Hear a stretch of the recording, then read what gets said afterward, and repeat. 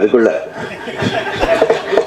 சினிமாவில் மூச்சடைய எடுத்த உங்கள் முயற்சியும் பயிற்சியும் நிலத்தில் புதையுண்ட வியர்வை துளிகள் உங்களின் வெற்றியில் பதிந்த பெயர் மூவர்ண பெருமையை ஊரெங்கும் உலகெங்கும் கொண்டு சென்று மண்ணை நேசித்த மாபெரும் படைப்புகள். வீரமும் இரத்த வேகமும் படத்தில் டூப்பின்றி நிஜத்தில் நீங்கள் கண் சிமிட்டும் நேரத்தில் கடந்து போனீர்கள். காலம் சில கடந்தும் நினைவில் நிழலாடும் ஜென்டில்மேன், முதல்வன், லியோ. தேசமும் தேகமும் இரு கண்கள் என கொண்டாடும் கலைஞன் மார்டினை எழுத்தில் கொண்டு வந்த action king one and only Arjun Sharjah அவர்களை அறிமுகப்படுத்த அழைக்கிறோம். வெல்கம். உங்க எல்லாருக்கும் என்னுடைய முதற்கண் வணக்கத்தை தெரிவிச்சுக்கிறேன். இந்த படத்துல எனக்கு 2 ரோல் இருக்கு.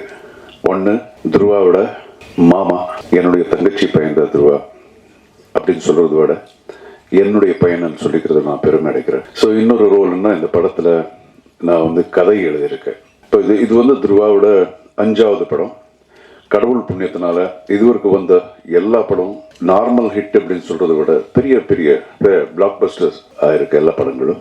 ஸோ இந்த படத்துக்கு அவனுடைய ஃபேன் பேஸ் வேற மாதிரி இருக்கு. ஸோ இப்படிப்பட்ட ஒரு இமேஜ் இருக்கிற ஒரு பையனுக்கு என்ன மாதிரி கதை எழுதணும் அப்படிங்கிறது கொஞ்சம் மண்டை உடைச்சுக்கிட்டேன். ஸோ நிச்சயமாக நான் இதுவரைக்கும் கமர்ஷியல் படங்கள் நிறைய டைரக்டும் பண்ணியிருக்கேன், எழுதியிருக்கேன். இது ரொம்ப வித்தியாசமான ஒரு கமர்ஷியல் பிக்சர். இது ட்விஸ்ட் அண்ட் டர்ன்ஸ் இருக்கும். ஸ்க்ரீன் பிளேயே வேற புதுசாக ஒன்று ட்ரை பண்ணியிருக்கோம்.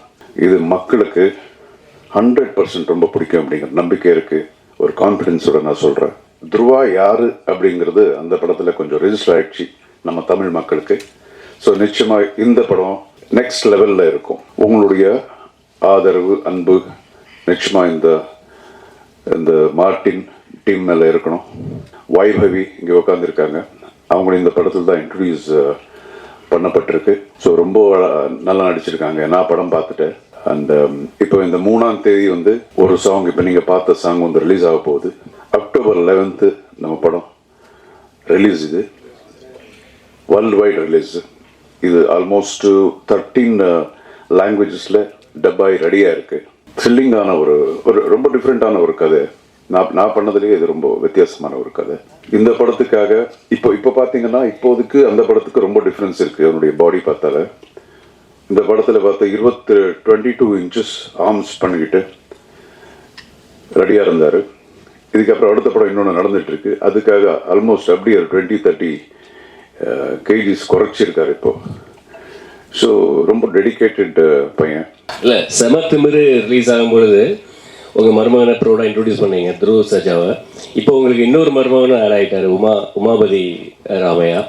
ஸோ 2 பேரால் யார் பெஸ்ட் ஆக்ஷன் பண்ணுவாங்கன்னு நீங்கள் நினைக்கிறீங்க? 2 பேரை வச்சு நீங்கள் ஆக்ஷன் மூவி பண்ணுவீங்களா?